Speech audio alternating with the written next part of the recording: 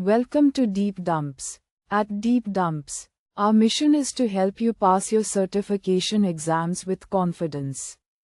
Gain access to the latest exam dumps, PDFs, and online practice tests, all carefully updated to match real exam patterns. With our exam-ready study material, you'll always have the right resources at your fingertips whenever you need them.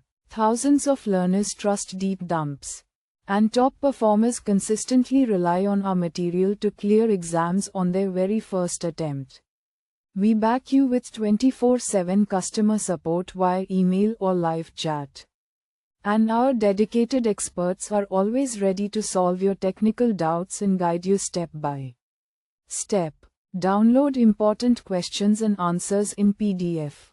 Practice with high-quality questions and detailed explanations, and move closer to guaranteed success. Visit deepdumps.com today and succeed in one go. Question 1. A Scrum Master is not only a servant leader to the Scrum team and organization. It's also considered a management position. Which three activities describe what a Scrum Master manages as reflected by the Scrum Guide? Choose 3. Option A. Reporting on the performance of the sprint. Option B. The way Scrum is understood and enacted within the organization. Option C. Managing the capacity and utilization of each development team member. Option D. Managing the process in which Scrum is applied. Option E. Managing the product backlog items and work in the sprint backlog. Option F. Removing organizational impediments that limits the team's progress and productivity. Choose the correct answer. Correct answer is Option B. The way Scrum is understood and enacted within the organization. Option D. Managing the process in which Scrum is applied. Option F. Removing organizational impediments that limits the team's progress and productivity. Question 2.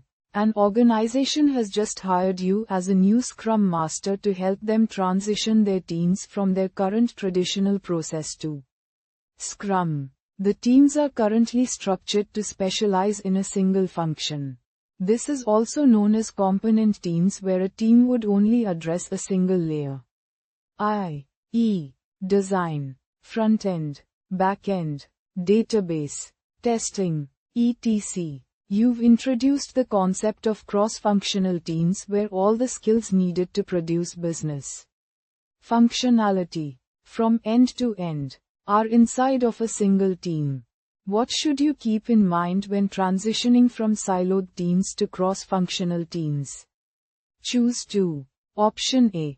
It is easier to compare the performance between cross-functional teams in order to identify to which teams to assign tasks and which teams need additional coaching. Option B. Newly formed teams will need time to stabilize before reaching their peak performance. During the initial stages of forming, performance will suffer and productivity may be low. Although even then delivery of business value is still likely to increase. Option C. Without feature teams, you cannot do Scrum. Postpone Scrum adoption until the teams are reorganized in feature teams. Option D. People from the different layers and components will need time to become accustomed to working and delivering unified functionality together as one Scrum team, thus productivity may suffer. Choose the correct answer. Correct answer is Option B. Newly formed teams will need time to stabilize before reaching their peak performance. During the initial stages of forming, performance will suffer and productivity may be low. Although even then delivery of business value is still likely to increase. Option D. People from the different layers and components will need time to become accustomed to working and delivering unified functionality together as one Scrum team, thus productivity may suffer.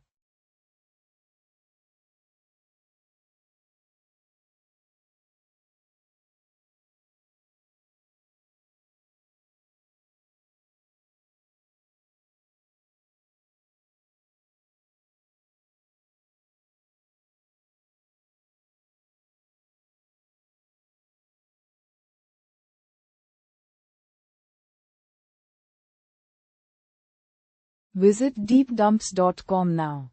Start your exam success today. Prepare smarter with Deep Dumps.